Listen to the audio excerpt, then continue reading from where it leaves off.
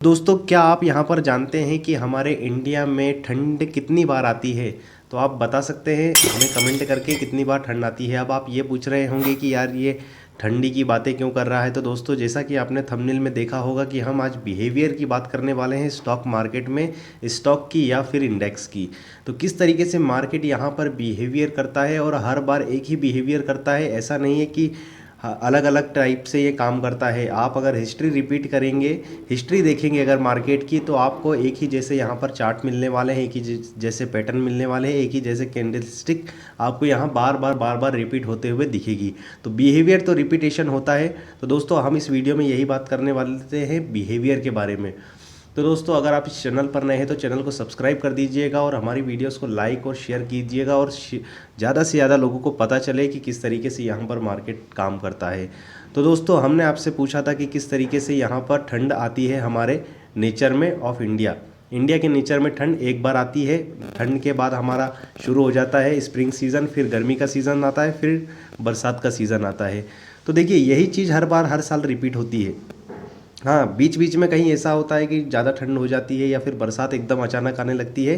तो ये एकदम हमें एकदम ऐसा नहीं है कि हर बार होता ही है, ये कभी कभार हो जाता है।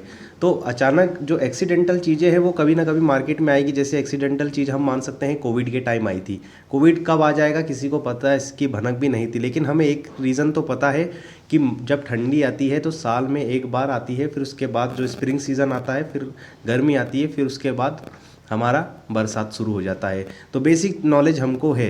अब मान लीजिए मुझे इस पर बेट लगाना होगा, तो मैं किस तरीके से यहाँ पर बेट लगाऊंगा मैं आपको यहाँ पर बताता हूँ।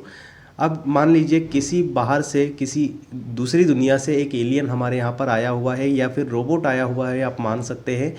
रोबोट आने के बाद अब मैं यहाँ पर दो जने बैट लगा रहे हैं, रोबोट और मेरी बैट लग रही है। तो देखिए, मान लीजिए जैसे अभी ठंड का सीज़न चल रहा है, तो इसके बाद अब मुझे पता है कि स्प्रिंग सीज़न आता है। तो हमने यहाँ पर चार ऑप्शन रखे हैं कि देखिए ठंड के बाद क्या आएगा, स्प्रिंग आएगा या फिर गर्मी आएगी या फिर वापस ठंडी आएगी, फिर वापस यहाँ पर बरसात आएगी। तो यहाँ पर अब मैं बैट लगाता हूँ कि मैं ठंडी के बाद यहाँ पर आएगा स्प्रिंग सीज़न। अब यहाँ पर जो रोबोट होता है, रोबोट क्या बोलता है कि नहीं, यहाँ पर स्प्रिंग सीज़न नहीं आएगा, यहाँ पर आएगी गर्मी, या फिर वो बोल देता है बरसात आएगी। तो मान लीजिए उसने बरसात पे बेट लगाया, लेकिन मुझे पता था दोस्तों, क्योंकि मैं इसी दुनिया का हूँ और मैं यहाँ का नेचर जानता हूँ, इसका नेचर जानता हूँ, मतलब जो हमारे नेचर है उसका एटमॉस्फेयर जानता हूँ मैं, किस तरीके से यहाँ पर हमारा एटमॉस्फेयर इंडिया का काम करता है। तो जो दूसरी दुनिया से जो रोबोट आया था वो बेट लगाता है कि नहीं, अब ठंडी के बाद जो आएगी हमारी आएगी बरसात। और मैंने बोला है कि यहाँ पर स्प्रिंग सीज़न यहाँ पर स्टार्ट हो जाएगा, जहाँ पर पतझड़ शुरू हो जाते हैं, जिसे हम हिंदी में बोलते हैं। तो अब यहाँ पर देखिए कुछ समय बाद हुआ, यहाँ पर देखा गया कि यहाँ पर स्प्रिंग सीज़न आ गया है। लेकिन वो अचंभा था, बहुत ही अचानक एकदम चौंक गया था कि यार किस तरीके से यहाँ पर इसने तो एकदम सही बेट लगाई है और मैं यहाँ पर हार गया हूँ, यहाँ पर बरसात नहीं आई है। मीन्स कहीं ना कहीं वो मुझे एक समझने लगा था कि यार ये तो सही बोल रहा है। लेकिन अब उसने बेट लगाई। अब फिर दूसरी बार जब बेट लगाते हैं हम, तो मैं बोलता हूँ कि यहाँ पर स्प्रिंग सीज़न के बाद अब आने वाला है, गर्मी आने वाली है। तो अब ये यहाँ पर रोबोट जो बेट लगा देता है वो बोल देता है कि वापस यहाँ पर स्प्रिंग सीज़न आने वाला है। देखिए, जो स्प्रिंग सीज़न अब जा चुका है, अब वापस स्प्रिंग सीज़न नहीं आने वाला है, ये मुझे पता है, क्योंकि मैं इसका नेचर जानता हूँ, इंडिया का नेचर जानता हूँ कि किस तरीके से यहाँ पर इंडिया का नेचर काम करता है। लेकिन उसने बेट लगा दिया है कि नहीं, यहाँ पर स्प्रिंग सीज़न आएगी, क्योंकि इनने पहले स्प्रिंग सीज़न में बेट लगाई थी। अब मैंने यहाँ पर जब बेट लगाई तो मैंने बोला कि नहीं, यहाँ पर गर्मी आएगी। उनने बोला, रोबोट ने, कि यहाँ पर अब आएगा स्प्रिंग, वापस स्प्रिंग सीज़न आ जाएगा। तो यहाँ पर फिर से वो हार जाता है और फिर मैं जीत जाता हूँ।